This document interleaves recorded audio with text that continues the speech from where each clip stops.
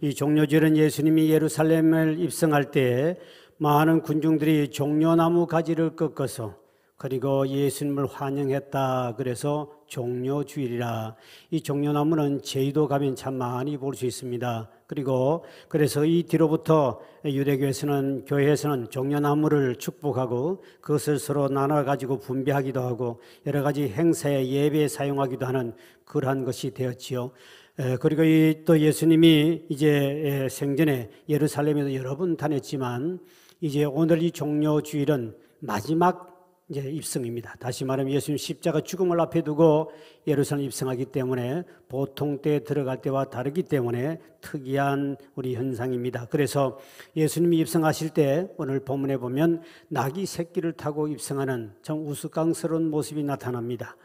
왜 예수님이 이렇게 군사 퍼레이드를 하듯이 백마를 타고 하면 참 좋으실 것인데 이렇게 나귀를 타고 입성, 그것도 나귀 새끼를 타고 들어갔다. 그리고 얼마나 우습겠습니까? 그런 모습은 바로 스가랴 선지자가 예언을 했습니다. 앞으로 이 땅에 메시아가 오면 나귀 새끼를 타고 예루살렘 입성하게 된다. 예수님이 본인이 하나님이요 메시아인 것을 그들에게 알려주기 위해서, 그리고 성경의 예언을 성취하기 위해서, 그래서 예수님이 나귀 새끼를 타고 들어가지요. 그 성경에 스가랴 9장 9절에 이렇게 예언되어 있습니다.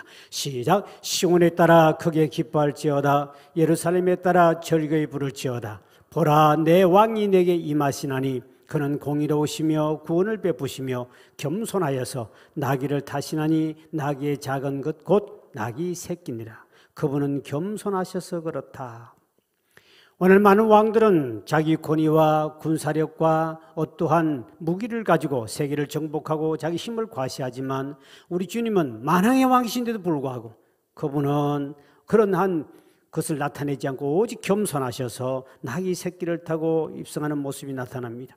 인류 역사 속에 보면 많은 사람들은 세계를 정복하려고 자기 힘과 군사를 과시하다가 마지막에 다 죽는 모습들을 봅니다. 그중에 특히 나폴레옹도 그가 이런 말을 했다고 그러죠. 나는 최후의 나의 무력으로 세계를 정복하려고 했지만 마지막 죽을 때 땅 한 평도 가지지 못했다. 그러나 예수란 사람은 십자가의 사랑을 통하여 전 세계를 정복했다 그랬습니다.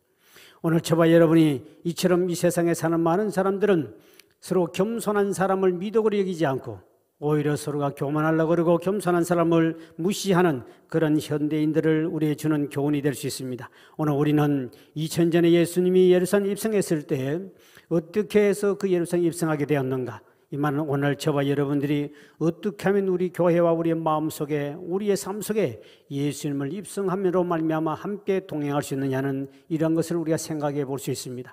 오늘 우리 본문에 보면은 먼저 내 마음에 여러분은 예수님이 입성할 수 있도록 마음의 문을 여시기를 주의 이름으로 축원드립니다.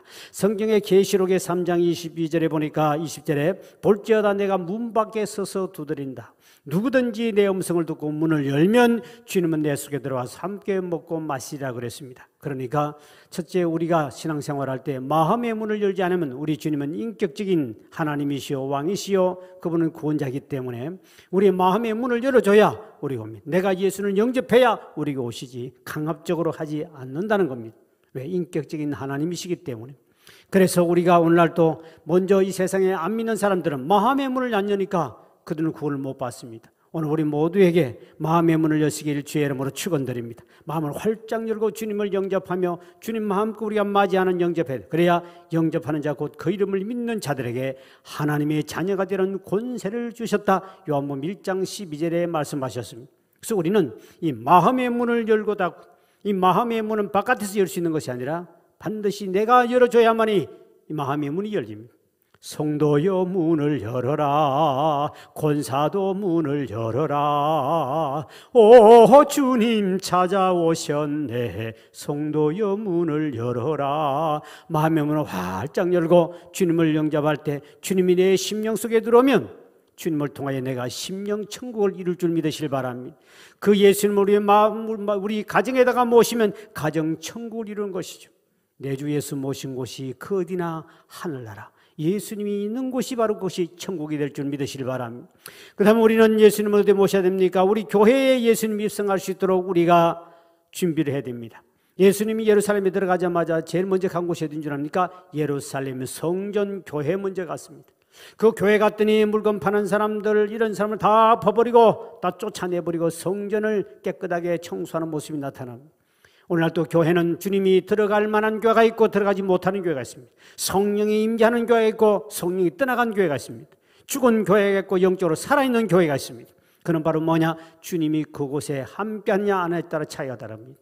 우리가 오늘 우리가 이 교회에, 여러분 계시록의 아시아 7교회를 보면은 어떤 교회는 주님이 칭찬하시고 어떤 교회는 그를 책망하십니다. 오늘 우리 교회가 늘 부른 진공교회가 주님 보시기에 책망받지 않고 마음껏 우리 주님이 우리 교회에 오셔서 임재하시고 함께 하심으로 이곳에 성령이 임재하시고 주님이 함께하는 이 놀라운 은혜와 능력을 체험하려면 어떻게 되느냐? 오늘 본문에 보니까 첫째 3절에 보니까 헌신한 사람이 있어야 된다. 헌신하는 사람. 예수님이 예루살렘 입성할 때 가장 먼저 헌신한 사람 누굽니까? 바로 나귀 새끼의 주인이었습니다. 주가 서시겠다 하라 그랬더니 두 말도 하지 않고 주님이 서신다는 일에 그냥 헌신해 주었습니다. 오늘 교회가 주님이 필요하고 교회가 예배 때 필요하고 교회가 자리가 필요하고 교회에 필요한 모든 것들을 여러분이 알게 됐을 때 헌신하는 사람, 그를 내 것으로 여기지 않고 주님 앞에 언제 드릴 수 있는 사람, 그런 헌신한 자가 많이 있는 곳에 주님 또 그곳에 가셔서 역사하시고 임재하시는 것이죠. 주님을 맞이할 수 있는 교회가 되어 있지 않는데 어떻게 주님이 들어올 수 있겠습니까? 여러분 사업장도 마찬가지겠죠. 우리 이처럼 주님을 환영하며 주님을 맞이할 수 있는 그런 준비를 갖춰야 된다, 우리 교회가. 그래서 항상 이 교회는 하나님 나라를 위해서, 하나님 교회를 위해서, 주님 영광을 위해서 뭐를 하자 그럴 때 정말 모든 성도들 힘을 모아서 헌신하는 사람이 있어야 되지, 눈치만 보고 있는 그런 교회는 성령의 역사가 없고 하나님 기적이 일어나지 않습니다. 그 다음에 우리 두 번째를 보니까 7절 8절에 보니까 겉옷을 벗어 깔아드렸다 그랬습니다. 열왕기하 9장 13절에 보면 왕이 입성할 때, 왕이 지나갈 때는 자기 겉옷을 깔아드리는 모습이 나타납니다. 다시 말하면 예수를 만왕의 왕으로 모셨다는 것이, 만왕의 왕으로 예수를 환영했다는 겁니다. 이스라엘 사람은 이 겉옷은 그들의 개인 재산 목록 1호 중에 제일 좋은 것이 1호가 겉옷입니다. 우리나라 사람 뭐 코트도 있고 바바리도 있고 안에 또 뭐 속옷도 있고 그러니 이스라엘 사람은 단순합니다. 간단하게 속옷 하나 있고 그걸 가지고 전부 다 이게 빙빙 돌립니다. 그래서 낮에는 햇빛을 가리고 밤에는 그것을 이불을 삼고, 그리고 또 모래가 바람 불어올 때는 그것을 막기도 하고, 여러 다용도로 쓰는 그냥 빙빙빙 도는 천이에요. 근데 그걸 가장 귀히 여깁니다. 밤에는 이불이 되고 낮에는 여러 햇빛을 가리고 텐트가 되고 여러 가지 역할을 하는 가장 귀중한 것이 자기 겉옷인데, 그를 예수님이 예루살렘 입성할 때 전부 다 벗어서 깔아드렸습니다. 그것을 다 깔아드리고, 이 말은 예수님을 그만큼 왕으로 모셨다는 것이죠. 내가 주인 되지 않고 내 속에 우리 교회 예수님을 왕으로 모시길 주의 이름으로 축원드립니다. 그런 교회와 그런 심령 속에는 주님이 함께 하시고 입성한다는 겁니다. 그 다음에 세 번째로 보니까 9절 10절에 보니까 호산나 하면서 찬송으로 영접을 했다. 누가복음 19장 37절에 보니까 기뻐하며 큰 소리를 치며 찬양했다. 그러니까 호산나 호산나 우리를 구원해달라고. 다시 말하면 정말 이렇게 기뻐하며 환영. 여러분도 어디 가서 환영을 받을 때 기뻐하며 환영하는 데가 억지로 받는 데 있으면 기분 나빠서 밥맛도 떨어지고 가기도 싫을 거예요. 우리 주님은 인격적인 하나님이시죠. 그렇기 때문에 여러분의 심령서도 마찬가지고 교회도 마찬가지고 항상 주님을 모실 수 있는 이와 같은 주님을 환영하는 이런 분위기 속에 주님은 입성하기를 원하십니다. 문제는 이제는 이렇게 호산나 찬양하며 종려나무를 가지를 꺾고 흔들고 옷을 깔아드리고 이렇게 찬양하며 환영했던 이 무리들이 닷새가 지나고 난 다음에 인생들이 변해도 이렇게 변할 수 없습니다. 무서운 사람으로 바뀌어버립니다. 이스라엘은 명절이 돌아오면 한 명 죄수를 놓아주는 그런 전례가 있었기 때문에 한쪽에 강도짓했던 바라바가 있었고 한쪽에는 예수님이 있었습니다. 그때 빌라도가 그들에게 묻습니다. 강도를 놓아줄까 예수를 풀어줄까 그랬습니다. 그때 참 희한한 소리가 온 백성 똑같은 이구동성으로 같은 소리가 들렸습니다. 바라바는 풀어주고 예수는 십자가에 못 박아 죽여버리라 그랬습니다. 그들이 누구였느냐? 바로 닷새 전에 예수님을 왕으로 모시고 예수님을 환영하며 찬양하며 기뻐하며 춤을 추며 그들의 옷을 깔아드리며 예수를 모시고 이렇게 따라왔던 모든 무리들이 닷새 만에 이렇게 변할 수가 있을까? 왜 그들이 갑자기 그렇게 바뀌었을까? 오늘 이것은 오늘 교회에 나오는 성도들이 주는 메시지입니다. 성경은 이렇게 말하고 있습니다. 그 원인이 누가복음 19장 37절에 이렇게 표현하고 있습니다. 시작. 이미 감난산 내리막길에 가까이 오심에 제자의 온 무리가 자기들이 본 바 모든 능한 일로 인하여 기뻐하며 큰 소리로 하나님을 찬양했다. 예수님이 기적을 일으키고 이적을 행하며 배고픈 자에게 오병이의 기적을 통해 떡을 먹게 만들고, 그리고 물을 가지고 포도주를 만들어냈다. 그리고 죽은 자를 살렸다. 병든 자를 고친다. 이 능한 기적을 바라보고 그들이 예수를 왕으로 이렇게 기쁘게 예수님을 입성하게 하신 거예요. 그런데 예수님은 그들의 기대와 달랐습니다. 예수님이 이 땅에 오신 것은 십자가를 지고 피 흘려 죽어서 우리 인류의 모든 죄를 대속하고 우리 모든 백성들을 하나님의 천국에다가 영원히 살 수 있도록 우리를 준비해 주기 위하여 이 땅에 죽으러 오셨는데, 이 이스라엘 백성들은 이분이 바로 로마에서 우리를 해방시켜주고 우리를 잘 먹고 잘 살게 만들고 우리를 최고의 권력과 최고의 부귀영화로 세계에 완전히 어디 가나 컨설이 뻥뻥 칠 수 있는 이런 민족으로 만들어준 메시아 왕이라고 생각하고 예수를 모셨는데, 그분이 아무 말도 하지 않고 마지막에는 십자가에 걸려서 가면서 결국 십자가 앞에 나서 죽음에 위치했을 때, 그때 그들의 실망, 그들이 기대했던 모든 게 꺾어지니까 예수를 십자가에 못 박아 죽어버리라고 큰 소리 치는 거죠. 오늘날 이와 같은 교인들이 누굴까요?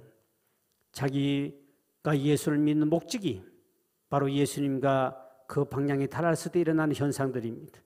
예수를 믿으면 자식이 좋은 대학 들어간대, 예수 믿으면 부자 된대, 예수 믿으면 병 고침 받는데, 예수 믿으면 우리가 하나님께 복을 받는데, 그러한 기대를 가지고 그런 소망을 가지고 그런 소식을 듣고 교회에 와서 신앙생활을 했는데 기도도 응답도 제대로 떨어지지 않고 문제는 저게 해결되고 대학교 자식은 뚝뚝 떨어지기만 하고 끊임없는 이런 문제가 발생하니까 하나님 어디 계시냐? 그 핍박자는요, 바깥에 안 믿는 사람이 핍박하면 교인들 단합되지만 이 믿다가 교회 안에서 이런 시험 드는 사람들은요, 무서운 사람으로 바뀝니다.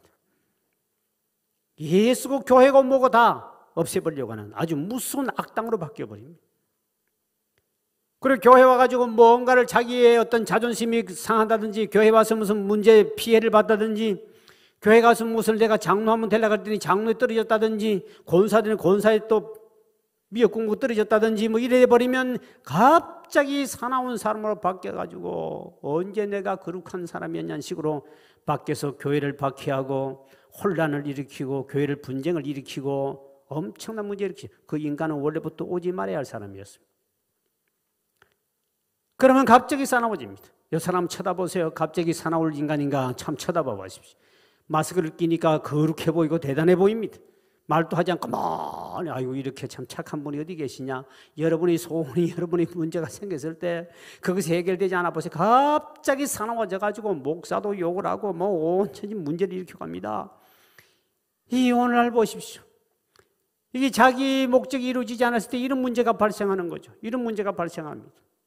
오늘 우리 한국 교회나 기독교 역사 속에도 보면 그런 일이 얼마나 많은지 모릅니다.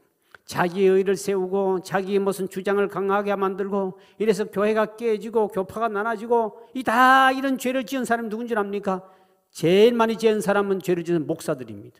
두 번째가 장로들입니다. 세 번째가 재직들입니다. 그들이 모여가지고 편을 나누고 싸우고 자기 자존심을 내세우고 자기 것을 통과시키려고 하고 자기의 어떤 지식을 자랑하고 그러면서 그 목표를 이루지 못한 쪼개버리고 싸우고 분쟁하는 이 사탄의 도구로 전락했던 목사들이 얼마나 많으며 장로들이 얼마나 많습니까? 우리 교회 짧은 역사 속에도 보면 참 희한한 인간들 많았습니다.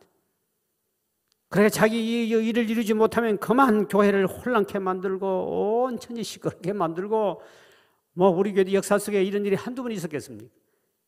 그래서 쫓아버린 인간도 몇 명 있습니다만 원래부터 우리 교회 오지 말아야 할 사람이 왔습니다. 아주 교회만 혼란시키고 얼마나 혼란시키는지 모릅니다.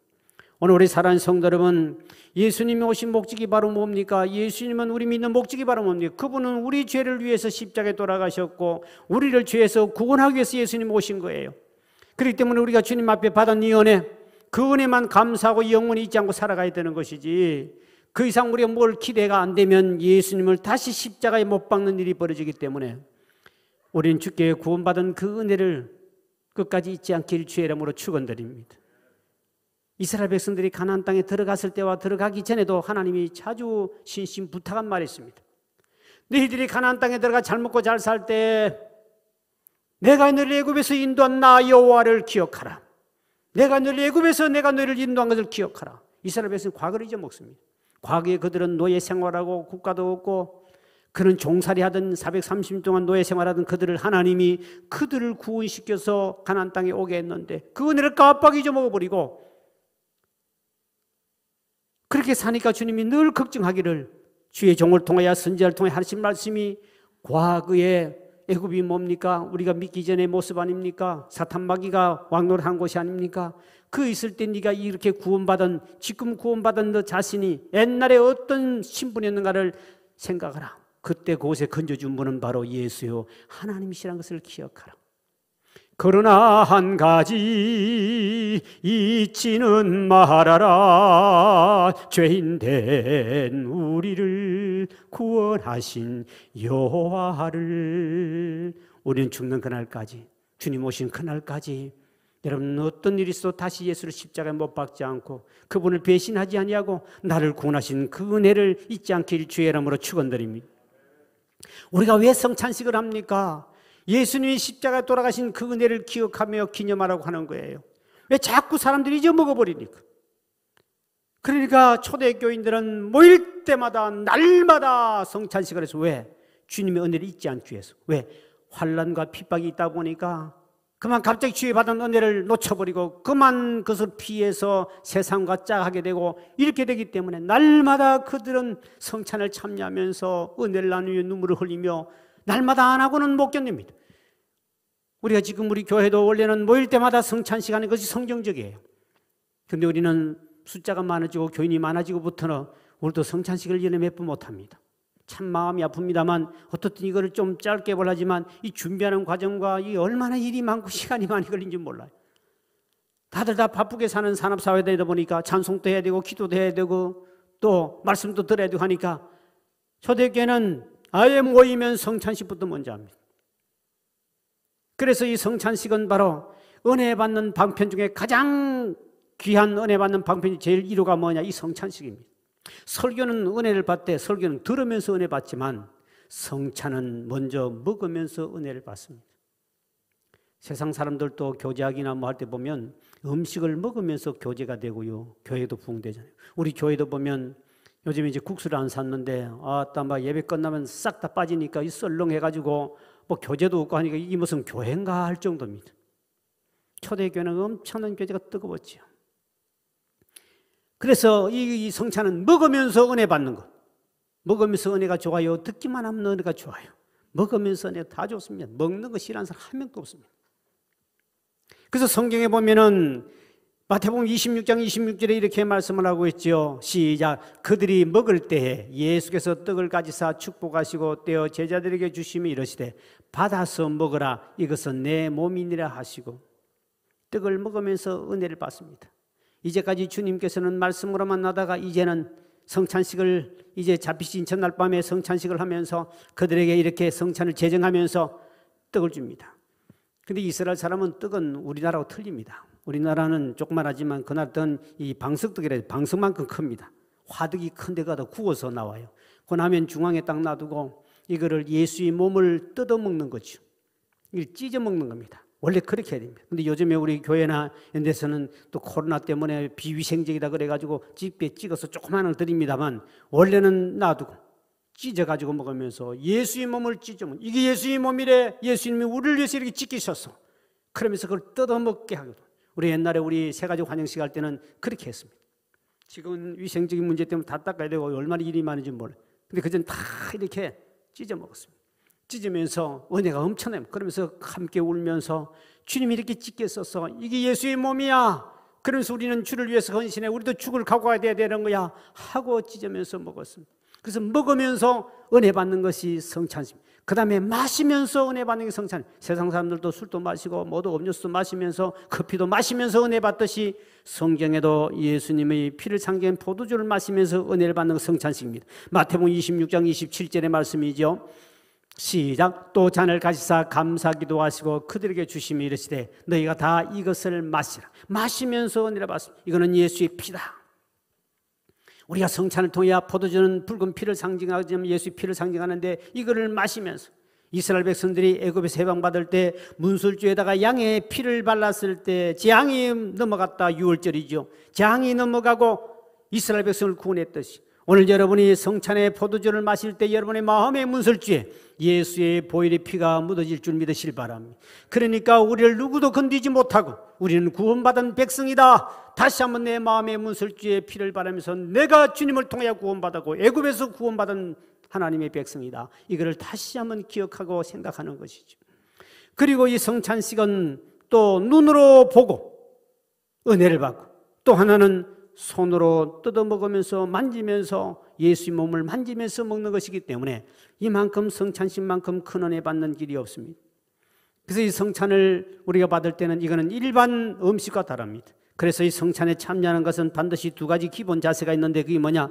반드시 주님이 날 위해서 십자가에 돌아가시고 피 흘리시고 그리고 그분이 나를 위해 몸을 찢기시고 나를 구원했다는 것을 기억하고 기념하며 사는 것이 성찬식입니다. 성경의 고린도전서 11장 23, 24절에 이렇게 말씀하고 있습니다. 시작. 내가 너에게 전한 것은 주께 받은 것이니 곧 주 예수께서 잡히시는 밤에 떡을 가지사 축사하시고 떼어 이르시되 이것은 너희를 위하는 내 몸이니 이것을 향하여 나를 기념하라 하시고 예수님이 성찬식을 제정하셨는데 그때부터 예수님이 내가 올 때까지 너희가 죽는 그 순간까지 이 성찬식을 할 때마다 나를 기념하라.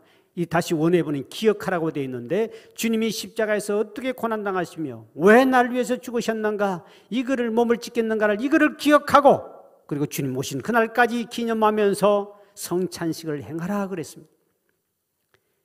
그리고 또 하나는 자기 죄를 살펴보고 회개하고 난 다음에 이 성찬에 참여하라고 그랬습니다.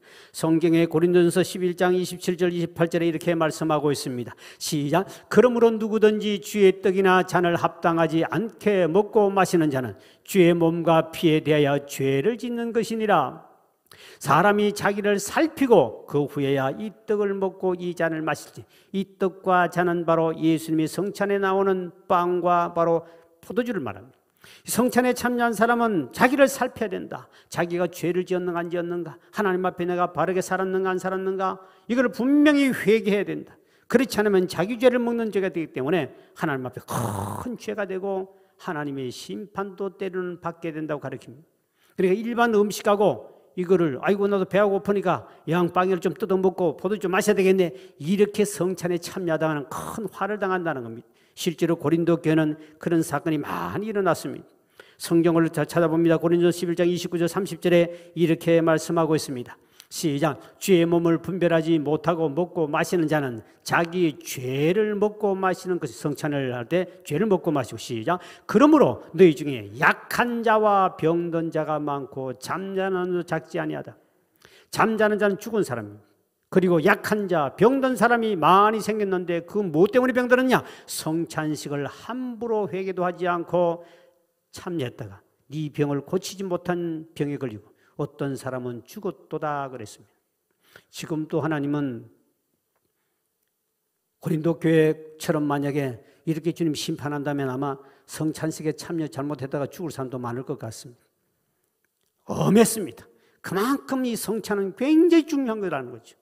이 은혜의 방편이요, 주님의 몸을 먹고 주의 피를 마시는 사람이 아무나 싼 것처럼 그렇게 먹고 마시며 그런 자세로 참여했다가는 죽을 수도 있고 병들 수도 있고 약해질 수도 있다고 가르쳐줍니다. 그럼 우리가 이것은 주님 오실 때까지 이거를 철저하게 우리가 기억하며 이거를 알고 기억하며 성찬에 참여해야, 성찬에 참여할 때마다 우리는 은혜가 될 줄 믿으시길 바랍니다. 최고의 은혜가 됩니다. 그리고 초대교인들은 핍박이 워낙 많다 보니까 성전에 들어간 사람이, 예루살렘 성전을 흔들어 버리니까 그 들어갈 사람 몇 명 없고 모두가 다 흩어져서 가정으로, 직장으로 멀리 다 핍박 때문에 흩어졌습니다. 그러다 보니까 가정에 모여서 성찬식을 했습니다. 구역별로 모여 성찬식을 하고, 어떤 집은 가정에서 아버지가 제사장이 돼서 사는 데도 있고, 어떤 데는 요즘 같은 목사가 다니면서도 하지만 그것이 그리가 너무 먼 데는 집에 아버지가 제사장이 돼가지고 가족들이 빵하고 갖다 놔놓고 함께 기도하면서 뜯어 먹었습니다. 우리 합동측 장로교 합동측에서는 목사회는 일체 이 성찬을 집례를 못하게 돼. 강도사도 전도사도 장로도 집례를 못합니다. 단 목사는 혼자서라도 할 수 있게 되어 있습니다. 그런 것을 왜 규정을 정했냐? 원래는 제사장, 가정의 제사장이 할 수도 있는 권한이 있었습니다. 그러면 아버지가 빵을 딱 놔두고 자식 다 모아놔놓고 어린아이들까지 다 참여해서 예수님 우리를 위해서 십자가에 죽게 돌아가셔서 우리는 어떤 경우도 우리는 세상과 함께 할 수 없어. 우리는 끝까지 주님 앞에 생명바치 헌신하자. 그 떡을 먹으면서 매일매일 결단하고 복음을 전파하기로 결심을 하고 하나님을 위해 살기를 결심하는 것이 뭐냐? 이 성찬식을 했거든요. 그래서 사도행전에 나타난 초대교회의 모습이 사도행전 2장 46절에 이렇게 표현하고 있습니다. 시작. 날마다 마음을 같이하여 성전에 모이기로 힘쓰고 집에서 떡을 떼며 기쁨과 순전한 마음으로 음식을 먹고, 이 음식은 성전 애찬식이고 떡을 떼면은 바로 이 성찬식입니다. 집에서란 말이 원해 보니까 집집마다 돌아가면서 또 이 집 저 집에서 빵을 나눴다 오늘은 그렇게 되어 있습니다. 그러니까 집집마다 다니면서 빵을 통하여 뜯고 포도주를 먹으면서 그들이 성찬에 참여함으로 말미암아, 그러니까 그들이 믿음이 엄청나게 뜨거운 것이죠. 그래서 저희 교회도 이번 고난주간을 통하여 이 자리에 못 나오신 우리 성도님들이 구역별로 아니면 가정에서 여러분이 사역자를 통하여 지역별로 신청을 하시면 시간을 맞춰서 초대교회쯤 집집마다 다니면서 이제 성찬 예식을 할 것입니다. 똑같은 은혜입니다. 그 초대교회가 가정가정 그렇게 모여서 성찬을 했듯이 이만큼 이 성찬은 굉장히 중요하고 예수님 오실 때까지 해야 하는 것이 성찬식인데, 근데 우리가 자주 하지 못하는 것은 여러 가지 환경 때문에 그렇습니다. 그런데 이번에는 어떻든 이번 기회에 초대교회처럼 저희 교회도 이렇게 이제 여러분 가정에서 아마 코로나 때문에 집에서 성찬식 하기는 또 여러분도 처음 말씀이 계실 겁니다. 이것도 큰 은혜가 될 줄 믿으시기 바랍니다. 우리가 이만큼 믿음으로 경건하게 참여하면 성찬식만큼 은혜가 더 큰 것이 없다는 사실. 주님이 직접 제정하시고 주님이 내 올 때까지 이걸 하라고 주님 명령하셨기 때문에 그렇습니다. 그러므로 오늘 이 시간도 우리가 성찬을 받기 전에 우리 찬송가 144장을 드리고 주님 앞에 지언제를 다 회개하고 난 다음에 자기를 살피고 난 다음에 이 성찬에 참여함으로 은혜 받는 시간 되시길 바랍니다.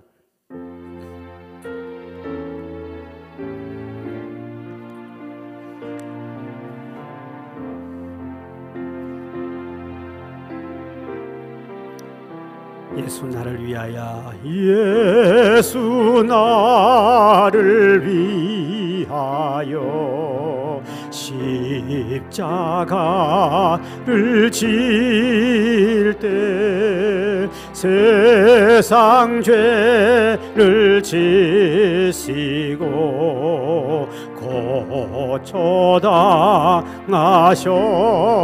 고쳐당하셨네. 예수님,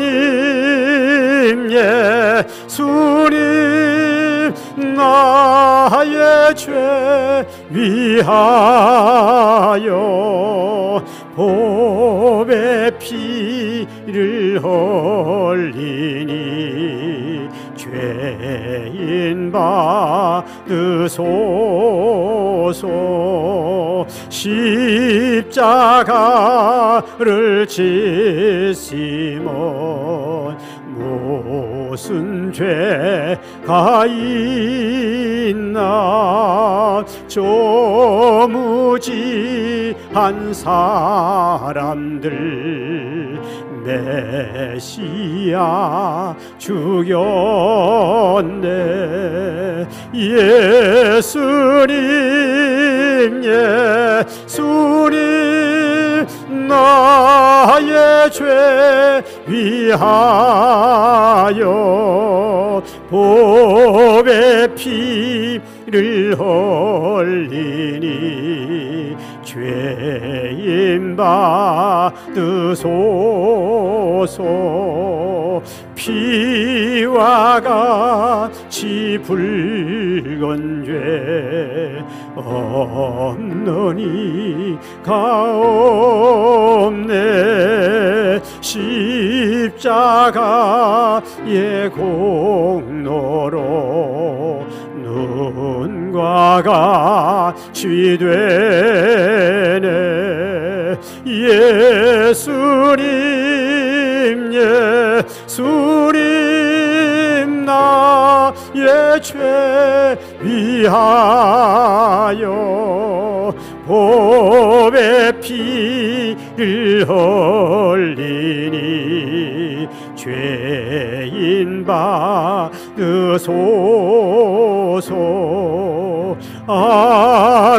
아름답다 예수여 나의 좋은 친구. 예수 공로 아니면 영원형벌 받. 두 손 들고 예수님, 예수님, 예수님 나의 죄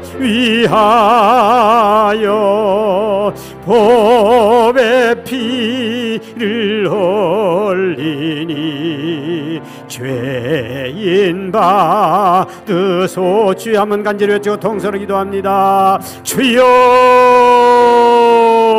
아버지 하나님, 오늘 우리가 성찬을 대하기 전에 하나님 앞에 우리 자신을 돌아보게 하신 여호와여 감사를 드립니다. 아버지 앞에 알고 지은 죄 무너진 죄를 생각나게 도와주심으로 말미암아 이 성찬의 은혜에 들어온 총을 베풀어 주옵소서. 말씀대로 살지 못하며 알고도 지은 죄도 너무나 많사오니 주여 우리 허물과 죄를 용서하여 주시고 이선 우리 모든 죄를 자백할 때 이 모든 죄를 용서하여 주시를 원하고 기도합니다. 아버지 너희 죄를 자백하면 저는 미보시고로사 우리 모든 죄를 사해 주시고 우리 모든 허물을 덮어주마 약속하신 아버지 하나님, 오늘 이 시간 우리의 모든 성도들의 죄와 이종의 모든 죄와 허물을 덮어주시길 바랍니다. 예수의 보혈로 깨끗하게 해주시길 바랍니다. 다시 한번 주님 앞에 성찬을 결단하기를 원하오니 주여 말씀대로 순종하며 살게 도와주시고 말씀대로 주님을 기쁘시게 하며 사는 삶을 살 수 있도록 우리에게 다시 한번 믿음을 허락하여 주시고 성찬을 통해 하나님 은혜가 임하도록 도와주시길 원하오니 오 주여 오늘 이 시간도 우리의 마음속에 임재하시고 이 교회 임재하심으로 말미암아 주님을 만나는 시간이요 결단하는 시간이요 성령의 임재하심과 주의 임재하심을 체험하는 시간 되도록 오 성령님의 시간도 인도하시고 은혜를 베풀어 주시며 우리 모든 허물을 다 용서해 주시고 이 시간에 다시 한번 이 성찬 은혜 받는 시간 되도록 주여 인도하시고 은총을 베풀어 주시옵소서. 우리 하나님 우리의 모든 죄와 모든 허물을 용서하시고 이 시간도 치유하심을 감사드리며 나를 구원하시고 인도하시는 예수님 이름으로 간절히 기도하옵나이다. 아멘.